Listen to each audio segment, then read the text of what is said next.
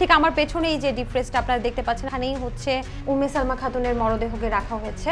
মুখে স্প্রে করা হয়েছিল, তখন তাকে হাত পা বেঁধে ফ্রিজে ঢুকাই রাখা হয়েছে। তখন সাদ নাকি ঘটনাস্থলে ছিল, তাদের ফোন ট্র্যাকিং করে এরকম কিছু খবরাখবর আমরা দেখেছি। 12টার পরে 1টা পর্যন্ত সে মাদ্রাসায় ছিল। সাদের কাছ থেকে এরকম একটা কাজ হতে পারে না। আমার প্রশ্ন হচ্ছে তিনি তাহলে কেন স্বীকার করেছেন? সে পুরোটাই ভিক্টিমাইজ।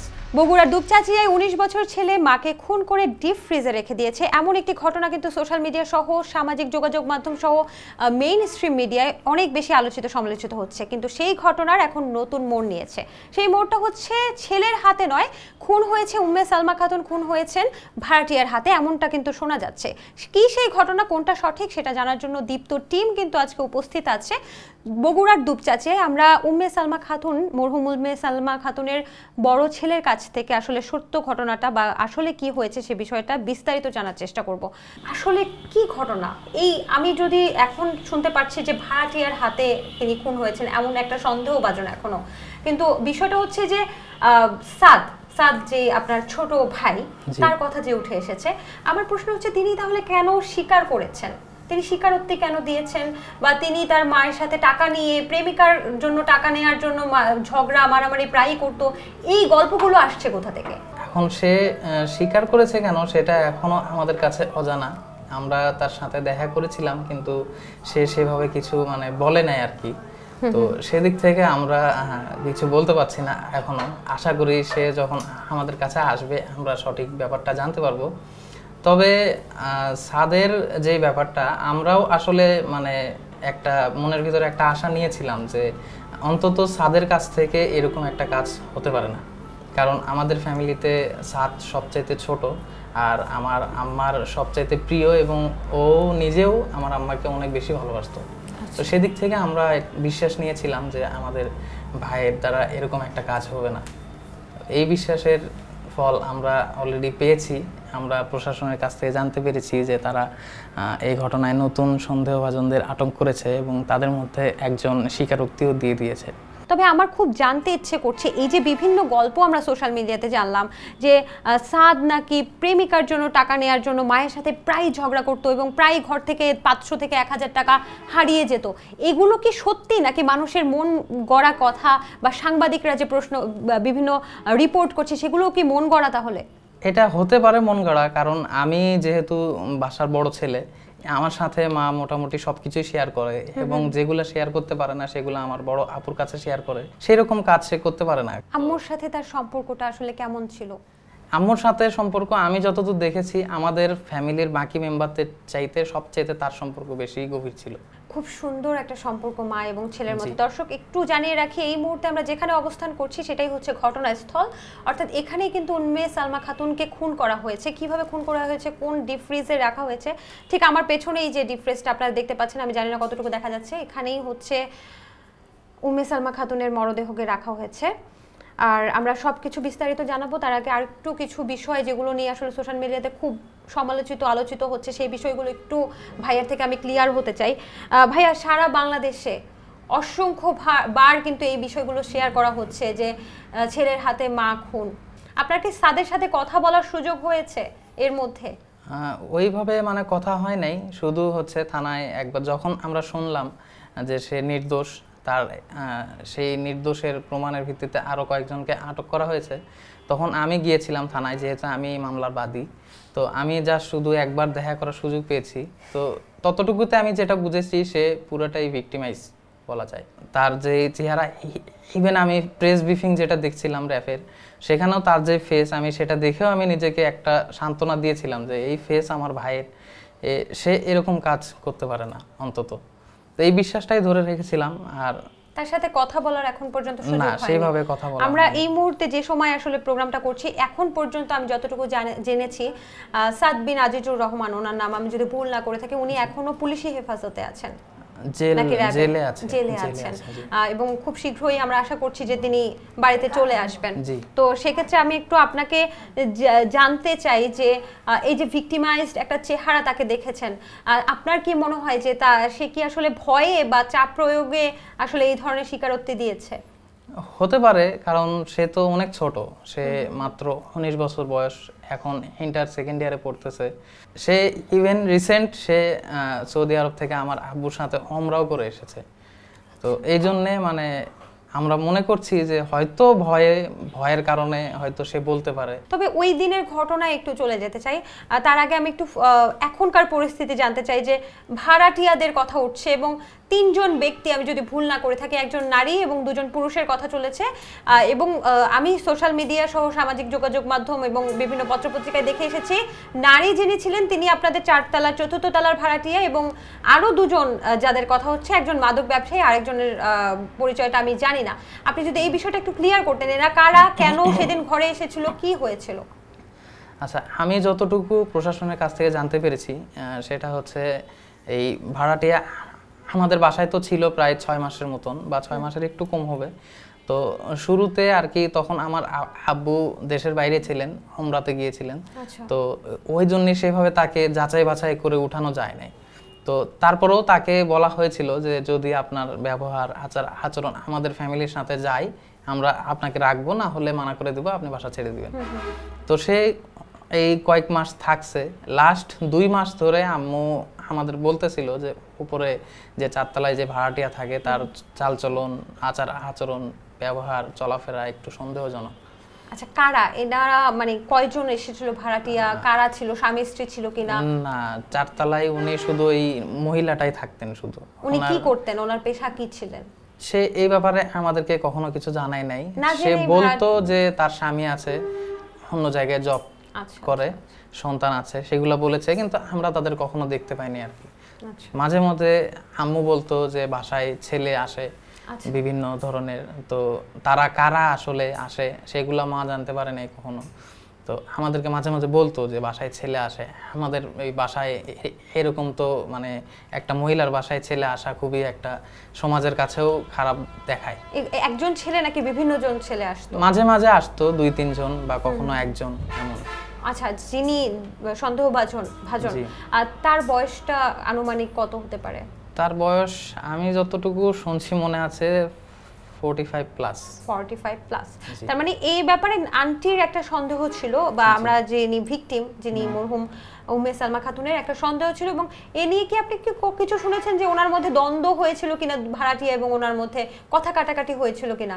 আম্মু বলছিল যে উনি মানে মহিলাটা খুব একটা ভালো না, কারণ আম্মু যখন তাকে ইভেন লাস্ট 2 মাসের ভাড়া তার বাকি ছিল, তো আম্মু যখন ভাড়া চাইতে গিয়েছিলেন তখন তার সাথে কথা কাটাকাটি হয়, সে ভাড়া দিতে চায় নাই এমনটাই বলেছিল আম্মা।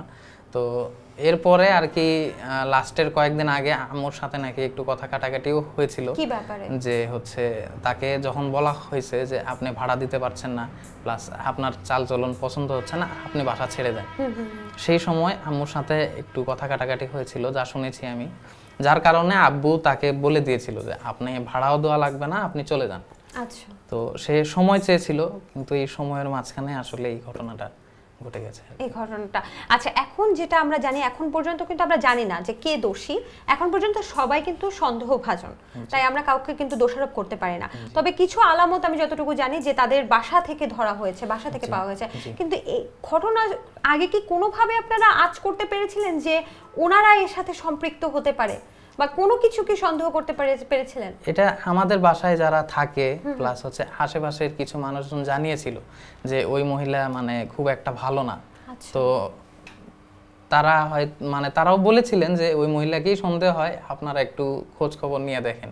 তো যার কারণে আব্বু প্রশাসনকে জানায় যে ওই মহিলাকে আমাদের সন্দেহ আছে, আপনারা একটু খোঁজ খবর নেন। কি কি আলামত পাওয়া গেছে ওনার বাসায়, এবং আমি শুনেছি ওয়াইফাই রাউটার নাকি আরেকজনের বাসায় পাওয়া গেছে, এইটা একটু আমাকে যদি একটু স্পষ্ট করে বলতেন। আচ্ছা, আমাদের বাসা থেকে আসলে যে জিনিসগুলো হারিয়েছিল সেটার মধ্যে একটা হচ্ছে বাসার চাবি, যেটা আম্মুর কাছে থাকতো সেটা, আর হচ্ছে আম্মুর 2টা ফোন, একটা যেই তালাটা বাইরে তালা মেরে দিয়ে গেছিল সেই চাবি নিয়ে গেছে। চাবি, আচ্ছা, আর 2টা ফোন, আর হচ্ছে আমাদের ওয়াইফাই রাউটার যেটা। তো এই 4টা জিনিসই আমি যতদূর জানি তাদের কাছ থেকে উদ্ধার করা হয়েছে। তাদের কাছ থেকে মানে আপনাদের 4র্থ তলা থেকে উদ্ধার করা হয়েছে? এই মোবাইল ফোন কি ট্র্যাকিং এর মাধ্যমেই তাহলে উদ্ধারটা করা হয়েছে? মোবাইল ফোন ট্র্যাকিং এর মাধ্যমে আমি যতটুকু শুনেছি যে বাকি 2 জনকেও ধরা হয়েছে। বাকি দুইজন তারা কারা? তারা কি এখানকার ভাড়াটিয়া নাকি এই যে সব সময় যে আসা যাওয়ার মধ্যে ছিল সেই পুরুষদেরই কয়েকজন? জি। তাদের তাদের পেশা কি? তাদের পেশা সম্পর্কে আমিও জানতে পারি নাই, কারণ তারা খুবই আননোন ফেস। আমি যখন তাদের দেখছি, আমি এরকম মানে আশেপাশে পরিচিতদের মধ্যে কেউ না সেরকম আমি দেখেছি। আমরা যতটুকু শুনেছি, আমি জানি না এটা কতটুকু সত্যি, এখন সত্য জানার জন্যই তো এসেছি। একটা ভ্যানে করে অথবা একটা পিকআপে করে সম্ভবত এই তিনজন, যে তিনজনকে সন্দেহভাজন হিসেবে আটক করা হয়েছে, এখনো বলছি এটা কিন্তু সন্দেহভাজন, আমরা জানি না কোনটা সত্য, আটক করা হয়েছে। তারা এই তিনজন একটা মাইক্রোবাসে করে সম্ভবত এই আপনাদের বাসার নিচে নেমেছে এবং নেমে উপরে উঠেছে। এই ঘটনাটা কি সত্যি? না, এটা পুরোপুরি সত্যি না। আমি থানায় যেটা দেখেছি যে মাইক্রোবাস না, একটা ভ্যান আর কি, যে ভ্যান 3 হুইলার ভ্যান। আচ্ছা, তো এটা হ্যাঁ খোলা ভ্যানেই করেই তারা সম্ভবত এসেছিল বাসায়, আর বাসাতে তারা কখন চলে গেছে সেটা জানা যায়নি। আচ্ছা, দেখেছে কেউ ঢোকার বা সিসি ক্যামেরা কোনো ফুটেজ? না, কেউ দেখে নাই। এখানে আমাদের বাসায় সিসি ক্যামেরাও এখনো ইনস্টল করা হয় নাই। তার মানে কেউ কি দেখার ভিত্তিতে বা প্রশাসনই আপনাদেরকে জানিয়েছে যে ভ্যান করে এসেছিল? আচ্ছা, ঠিক আছে। ওই দিনের ঘটনাটা ঠিক আপনারা কতটুকু জানেন বা কতটুকু আঁচ করতে পেরেছেন? এই তো সেই ঘর, যে ঘর দিয়ে আসলে ডাকাতি বলবো, আসলে কি বলবো আমি জানি না, খুঁড়ি বলবো, তারা ঢুকেছে। ঢুকে পেছনে যে একটা রান্নাঘর দেখতে পাচ্ছি, সেখানেই তো আন্টি আসলে তরকারি করছিলেন। একটু সেই ঘটনা, সেই দিনের ঘটনাটা যদি একটু বলতেন, কি হয়েছিল? সকালে আব্বু 7টা বাজে বের হয়ে গেছিল মাদ্রাসার দিকে, আর আমার ছোট ভাইয়ের ক্লাস 8:30 থেকে, সে ওই সময়ে বের হয়ে গেছে। তো বাসায় শুধুমাত্র আম্মা ছিলেন একা। তো আমরা যতটুকু জানতে পেরেছি বাসার ভাড়াটিয়ার কাছ থেকে, যে আম্মা মোটামুটি 10টা বা 11টা নাগাদ নিচেও গেছিলেন কয়েকবার, আমাদের পাশে আর একটা বাসায় গেছিলেন। তো সেই সুবাদে মানে জানা যাচ্ছে যে মোটামুটি 12টার পর থেকে এই ঘটনাটা হয় আর কি। মানে 10টায় তিনি নিচে পাশের বাসায়ও গিয়েছিলেন, কোনো কাজে গিয়েছিলেন কি? হ্যাঁ, কি কাজে? ওই আম্মুর আবার একটু শখ আছে, উনি হচ্ছে জাল দিয়ে ওই যে পাপোশ বুনাই, তো এটার সম্ভবত সুতা নেওয়ার জন্য উনি নিচে গিয়েছিলেন ভাড়াটিয়ার কাছে আরেকটা। তার কাছ থেকে জানতে পারি যে আম্মা নিচে গিয়েছিলেন আর কি, মানে 12টার আগে। মিডিয়াতে আমরা দেখেছি ছোট ভাই নাকি মায়ের সাথে রাগ করে না খেয়ে সেদিন নাস্তা না করে বের হয়ে গেছে, এবং সেদিন নাকি যাওয়ার সময় ঝগড়াও হয়েছে 500-1000 টাকা নিয়ে। Is it true? No, it's not true. কারণ হচ্ছে আমার দাদা সকালবেলা বাসায় ছিলেন, তো তিনিও সকালবেলা আব্বু যাওয়ার পরপরই বের হয়ে গেছেন। আপনার দাদাও কি এই বাসায় থাকেন? না, উনি হচ্ছে সকালে একটা কাজে আসছিলেন, তো ঘুরতে আসছিলেন। জি। তো উনি যতটুকু বলেছেন যে উনি ছাদের সাথে বের হয়ে গেছেন আর কি। তো উনি বলছেন যে বাসায় আম্মুর সাথে ছাদের কোনো কথা হয় নাই, মা খাবার দাবার রেডি করছে, কিন্তু মাদ্রাসার সময় তাড়াতাড়ি মানে কাছে চলে আসায় আমার ছোট ভাই নাস্তা করেনি আর কি। সে বলেছে আমি এসে খাবো দুপুরে একবার। ঠিক আছে। আর ইউজুয়ালি সে সকালবেলা নাস্তা খুবই কম করে, দেখা যায় যে সপ্তাহে 1 দিন 2 দিন সে নাস্তা করে সকালবেলা। আচ্ছা, তাহলে 11টার পরের যে ঘটনাগুলো আপনারা জানেন একটু আমাকে যদি বলতেন। এরপরে আসলে মানে আমি তো ওইভাবে জানি না, আমি ঢাকায় ছিলাম। আমাকে হচ্ছে 2টা 20-25-এর দিকে ফোন করে আমার ছোট ভাই, ফোন দিয়ে বলে যে ভাইয়া আপনি কই আছেন? আমি বললাম বাসায়। তখন সে মোটামুটি কান্না স্বরেই বলতেছিল যে আম্মুকে কারা জানি মেরে ফ্রিজের মধ্যে রেখে গেছে, আপনি তাড়াতাড়ি আসেন, আম্মুকে আমরা হসপিটালে নিয়ে আসছি। তো আমি তখনই তো অনেক ভেঙে পড়ি, তখন আমি ওখান থেকে রওনা দিই। রাস্তায় জানতে পারি যে আমার মা নেই আর কি, মানে তার 10-15 মিনিট পরে আমাকে ফোন দিয়ে জানানো হয় যে আম্মু বেঁচে নেই। তো তখন আর কি আমি মানে গাড়িতে উঠছি, উঠে রওনা দিছি। আস্তে আস্তে অনেক লেটই হয়ে যায়, রাত প্রায় 2টা বাজে আমি চেয়ে আসি। তো তখন আসার পরে আমি মোটামুটি সব কিছু শুনতে পারি, মানে সবার কাছ থেকে। আমার মামারা ছিল যে হচ্ছে আমার ছোট ভাই বাসায় আসে হচ্ছে একটা 50 বা 55-র দিকে এসে, মানে বাসায় দেখে তালা দেওয়া।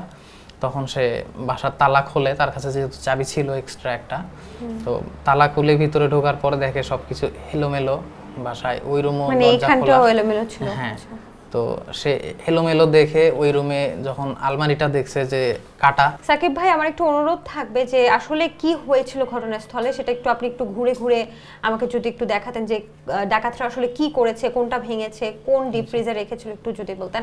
আমি পেছনে একটা দেখতে পাচ্ছি ডিপ ফ্রিজ, মেইনলি এই ফ্রিজেই আমাকে হচ্ছে অজ্ঞান করে হাত পা বেঁধে রাখা হয়। তো আমার ছোট ভাই এসে হচ্ছে খোঁজাখুঁজির এক পর্যায়ে সে চিন্তা করে যে হয়তো ফ্রিজে একবার দেখি, তো ফ্রিজটা সে উঠানোর পরে আমার মামাও ছিলেন সাথে, তো ওরা চিৎকার করে ওঠে, তখন সবাই আসার পরে আম্মুকে বের করার পর তারা ভেবেছিল হয়তো বেঁচে আছে, কারণ চোখ খোলা ছিল, তো তখন তারা ধরাধরি করে হসপিটালে নেয়। কিছু না মনে করলে আমি ফ্রিজটাকে একটু খুলতে পারি? হ্যাঁ হ্যাঁ শিওর। এটাকে কি বিভৎস মানুষ যিনি এই হত্যাকাণ্ডটা ঘটিয়েছেন দর্শক, দেখতে পাচ্ছেন ঠিক কতটুকু জায়গায় একটা মানুষকে খুন করে রাখতে পারে। মানে এর থেকে বর্বর অমানবিক কোনো ঘটনা আমি এ পর্যন্ত দেখিনি, আমি আমার জীবনে কখনো দেখিনি। ভাই এখানে হাত পা যে বেঁধেছে, এটা কি দিয়ে আসলে বেঁধেছে? এটা মেইনলি আম্মুরই গায়ে যে ওড়না ছিল আর হচ্ছে বাসায় গামছা ছিল, সেগুলো দিয়ে আর কি মানে বাঁধা ছিল আর কি। মানে এখানে কি কোনো রক্তপাত বা কোনো কিছু কি ছিল? না, রক্তপাতের কথা আমিও শুনি নাই, যারা ছিল তারাও দেখে নাই, তারাও শুনেনি। আমি জানি যে আন্টি যতটুকু ভুল না করে থাকে, এই রান্নাঘরটায় আপনি যদি একটু চলে আসেন, এই রান্নাঘরটাই তিনি করছিলেন, কিছু একটা রান্না করছিলেন। কি রান্না করছিলেন আপনি কি জানেন? তিনি হচ্ছে আমি যতটুকু শুনেছি যে এখানে আম্মা বসে যখন এই রান্না বান্না করে, এই জায়গাটায় বসেন না? এখানেই বসে হচ্ছে মিষ্টি কুমড়া কাটতেছিলেন যতটুকু শুনেছি। ওনাকে কি ওড়না পেঁচিয়ে পেছন থেকে শ্বাসরোধ করা হয়েছে, এটা কতটুকু সত্য? এইটা প্রথমে আমরা জানছিলাম, কিন্তু পরে আমরা পুলিশ প্রশাসন জানাই যে আসলে শ্বাসরোধ করে না, তাকে হচ্ছে ওই দুইজন আসার পরে মুখে স্প্রে করা হয়েছিল। স্প্রে করার কারণে উনি অজ্ঞান হয়ে পড়ে যায়, তখন তাকে হাত পা বেঁধে ফ্রিজে ঢুকাই রাখা হয়েছে। মানে স্প্রে করার পরেও তো আন্টি মরার কথা না? না, যতটুকু শুনেছি যে উনি জীবিত ছিল, অজ্ঞান হওয়া মানে অজ্ঞান অবস্থায় জীবিতই তাকে। বুঝতে পেরেছি। জি, আমরা একটু এই রুমটা যাই। আমি যতটুকু জানি এটাই হচ্ছে আন্টির রুম, তাই তো? জি জি। আচ্ছা, এটাই হচ্ছে আন্টির রুম, এবং যতটুকু জানি যে এই সেই আলমারি যেখানে হচ্ছে মানে কি এখান থেকে কি কিছু নিয়েছে ভাইয়া? জি না, এখান থেকে কিছু নেয় নাই, তবে হচ্ছে তারা নেওয়ার হয়তো চেষ্টা করেছিল, হয়তো সময়ের জন্য তারা কিছু নিতে পারে নাই। তবে কি ছিল আসলে, মানে ঘরের মধ্যে কি টাকা পয়সা কিছু ছিল? কিছু সোনার গয়না ছিল আর কি। আচ্ছা, সেগুলো কি নিয়ে গেছে? না, সেগুলো নিতে পারে নাই, মানে শুধু কাটছে কিন্তু হচ্ছে খুলতে পারে নাই আর কি দরজাটা। খুলতে পারেনি দরজাটা। এইভাবেই তারা রেখে পালিয়ে যায়। এইখানে আসলে মানে ছাদের উপর সন্দেহটা, যেটা আমি যতটুকু শুনেছি, যে ঘটনাস্থলে যখন আন্টি এই ঘটনাটা ঘটে, এই নির্মম ঘটনাটা ঘটে, তখন সাদ নাকি ঘটনাস্থলে ছিল, তাদের ফোন ট্র্যাকিং করে, এরকম কিছু খবরাখবর আমরা দেখেছি। এটা কি সত্যি? হ্যাঁ, এটা আমরাও শুনেছিলাম, কিন্তু এটা যতটুকু আমরা পরে জেনেছি যে এটা সত্যি না। কারণ হচ্ছে আমরা মাদ্রাসার সিসিটিভি ক্যামেরার ফুটেজ আমরাও দেখেছি, পুলিশ প্রশাসনও দেখছে, যে হচ্ছে সে প্রায় 12টার পরে 1টা পর্যন্ত সে মাদ্রাসায় ছিল। এরপরে সে বের হয়ে মসজিদে, মাদ্রাসার পাশেই মসজিদে সে নামাজ পড়ছে। নামাজ পড়ার পর সে মসজিদ থেকে বের হয়ে বাসার দিকে আসছে। প্রকাশ্যে দিবালোকে এই খুনের ঘটনাটা ঘটেছে, এটা নিয়েও সবার সন্দেহ, সবার প্রশ্ন, এটা কিভাবে সম্ভব? কেউ কি দেখেনি? এরকম কোনো প্রত্যক্ষদর্শীও কি নেই? আর এভাবে যদি প্রকাশ্য দিবালোকে যদি ঘরে ঢুকে খুন করে যায়, তাহলে আমরা কতটুকু নিরাপদ, বা যারা দেখছে তারা কতটুকু নিরাপদ? আপনি এই ব্যাপারে কিছু বলতে চান? এই ব্যাপারে আমার একটাই কথা, সেটা হচ্ছে আমরা এখন যেই সময়টা পার করছি, এই সময়ে আসলে নিজের নিরাপত্তাটা নিজেকে সবচাইতে আগে সিকিউরিটি দিতে হয়। কারণ আমি মোটামুটি যতটুকু দেখছিলাম যে গত কয়েকদিন ধরে এই টাইপের নিউজই সবচাইতে বেশি আসছে সামনে। তো আমি মনে করি যে আমাদের নিজের নিরাপত্তাটা আমাদের আগে নিশ্চিত করতে হবে। এবং এখানে কিন্তু আরেকটা বিষয় উঠে উঠেছে যে না যাচাই বাছাই করে আসলে ভাড়া দেওয়াটা একেবারেই উচিত না, এবং অবশ্যই ভাড়াটি একটা ফর্ম থাকে, যেটা হচ্ছে বাংলাদেশ পুলিশের কাছে, স্থানীয় পুলিশ প্রশাসনের কাছে সেটা ফর্মটা জমা দেওয়া উচিত, তাই তো? আপনাকে অসংখ্য ধন্যবাদ ভাইয়া। এই খারাপ সময়, আসলে আমি জানি সবচেয়ে খারাপ মুহূর্ত যাচ্ছে, তারপরেও আপনারা আমাদেরকে সময় দিয়েছেন। আমি চাই যে সৃষ্টিকর্তা যেন আপনাকে সেই ধরনের মানসিক শক্তি দান করুক। আসলে একটা সান্ত্বনাই আমাদের কাছে আছে, সবার কাছে, যে মানুষের তো মৃত্যু হবে, মৃত্যুটা খুব স্বাভাবিক। সৃষ্টিকর্তা যেন আপনাকে সেই কষ্টগুলো সহ্য করার সেই মানসিক শক্তি দান করুক। এবং খুব তাড়াতাড়ি আমরা চাই যে সাদ যদি সত্যিই নির্দোষ হয়, আমরা মোটামুটি এখন ভাইয়ার কথা মতে আমরা বুঝতেই পারছি সাদ অনেকটাই নির্দোষ। আর সাদ মানে আমি যতটুকু জানি সত্যবাদী। সে যদি নির্দোষ হয় খুব তাড়াতাড়ি ঘরে ফিরে আসুক, আবার সুন্দর করে গোছাক। তবে আন্টির যে অপূর্ণতা সেটা তো নিশ্চয়ই পূরণ হলো না। অবশ্যই এটা কখনোই পূরণ হওয়ার মতো না। আপনার বাবাও তো অনেক মিস করবেন তাকে। জি হ্যাঁ, আপনি ভালো থাকেন। জি অবশ্যই দোয়া করবেন আপনারা সবাই। আমি দেশবাসীর সবার কাছেই বলি আমার আম্মার জন্য সবাই দোয়া করবেন। আর আমি যাতে, যেহেতু বড় ছেলে, আমি আমার পরিবারকে যাতে সাপোর্ট দিতে পারি সেরকম সেই দোয়াটাই চাইবো ইনশাআল্লাহ। আসসালামু আলাইকুম। ওয়ালাইকুম আসসালাম।